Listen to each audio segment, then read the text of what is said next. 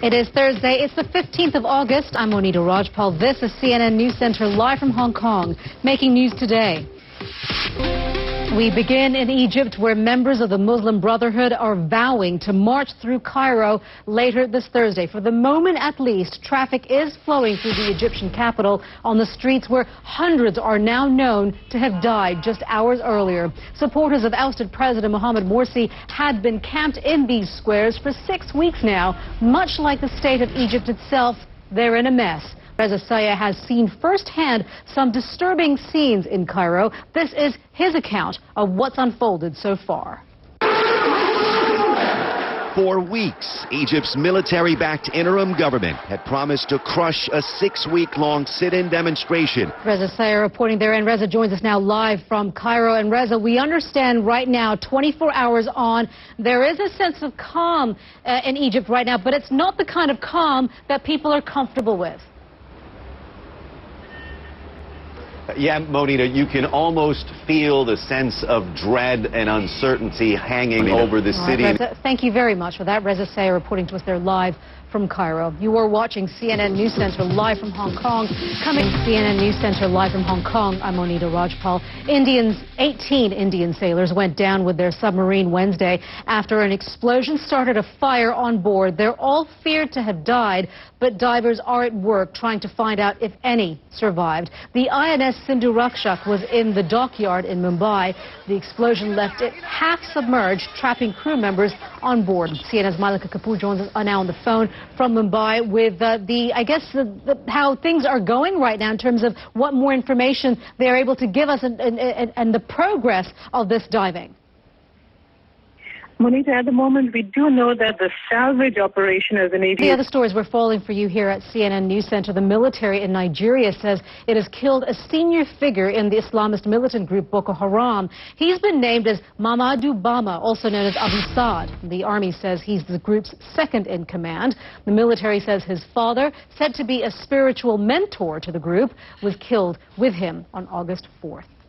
It should be seen as a momentous occasion. Israelis and Palestinian negotiators finally talking directly again. It has been 3 years after all, but expectations remain low for a peace process that has stalled so many times before. Talks went late into the night Wednesday at an undisclosed location in Jerusalem. Negotiations kicked off just a few hours after Israel released 26 Palestinian prisoners, but Palestinians are angry over Israel's decision to build more settlement housing in East Jerusalem and the West Bank. A team of UN inspectors is set to visit Syria to investigate claims that chemical weapons have been used during the civil war. The government and rebels have each accused the other of using chemical weapons. Over the last 2 years, more than 100,000 people have been killed and millions forced to leave their homes.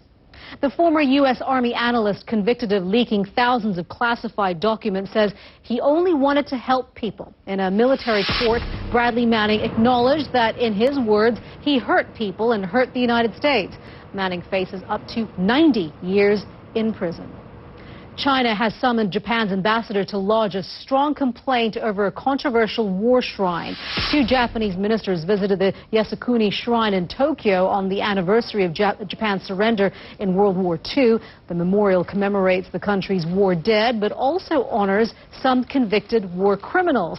It's particularly controversial in China and South Korea because of Japan's treatment of those countries during the war. American pop singer Katy Perry has found herself caught up in Australia's federal election campaign by confronting a man who is tipped to be the next prime minister on the issue of same-sex marriage. It all happened on a Sydney radio station today, FM. Opposition. And also, Friday will mark 1 year since the deadly shooting at the Marikana mine in South Africa. Police opened fire on a group of striking miners, killing 34 people and wounding many more. On Monday, a local union representative was gunned down at the mine. Let's take you now to Nkapile Mabuse, who joins us now from Johannesburg with more on that. Nkapile. Monita, as you can imagine, the entire country... and Kapile, thank you very much for that. And Kapile Mabuse reporting to us there live from Johannesburg. We've got some breaking news right now, development out of Egypt at this hour. Multiple news agencies are reporting, and they are quoting the health ministry in Egypt as saying that the death toll has now risen to 525 people. That is up from what we'd earlier reported at 421. Now, these news agencies who are quoting the health ministry are saying now that the death toll in Egypt from what we saw yesterday and the chaos that happened and the violence that took place yesterday at 525 people. Of course, we will continue to bring you more from Egypt throughout the day here on CNN. For right now, we're taking a short break. We'll be right back. You are watching CNN News Center live from Hong Kong. While heavy rain and gale-force winds continue to pummel southern China, elsewhere in Asia, it's the hot weather that's causing headaches. Paula Hancock braves the heat in Seoul. South Korea has been sweltering under near-record temperatures for weeks now.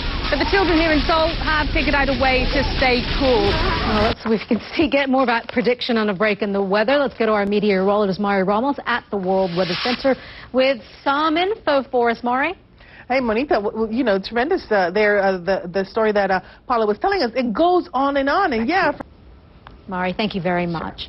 You are watching CNN News Center. I'm Monita Rajpal live at CNN Hong Kong. Thank you for joining us. Do stay with us right here on CNN.